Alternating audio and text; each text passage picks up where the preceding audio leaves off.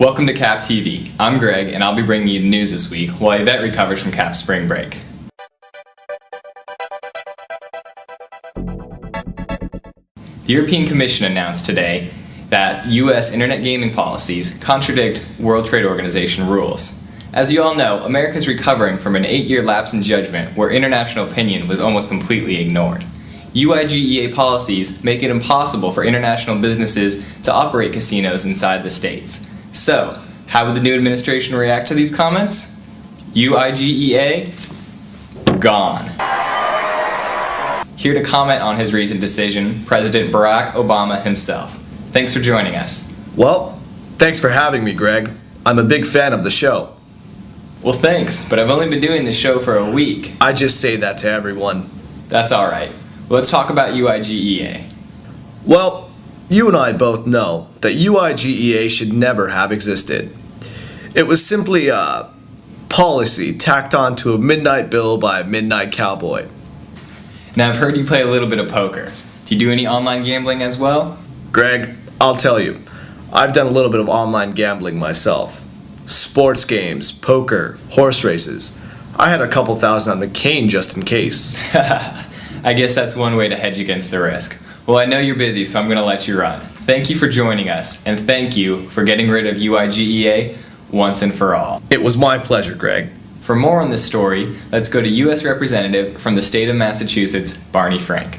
Congressman Frank, you've always been a strong advocate for policies that protect individual freedoms. Yes, it's very true that the American people should have the right to conduct themselves in a manner that they see fit without unjustified intervention from the governing body.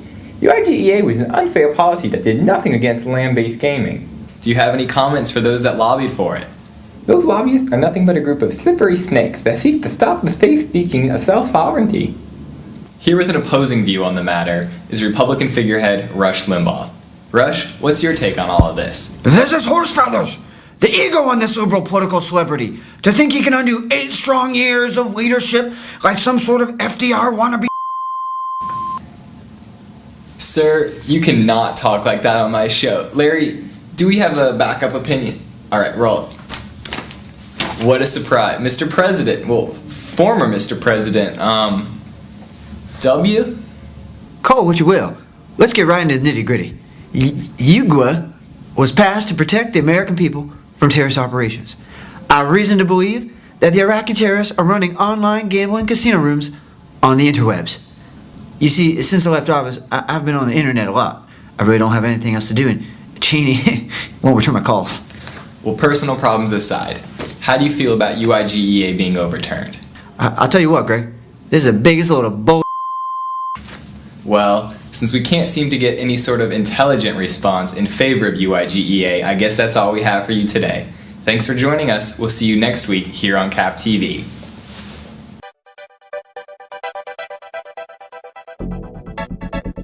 Happy April Fool's Day, guys. Obviously, this is a little bit of a joke, but it doesn't have to be.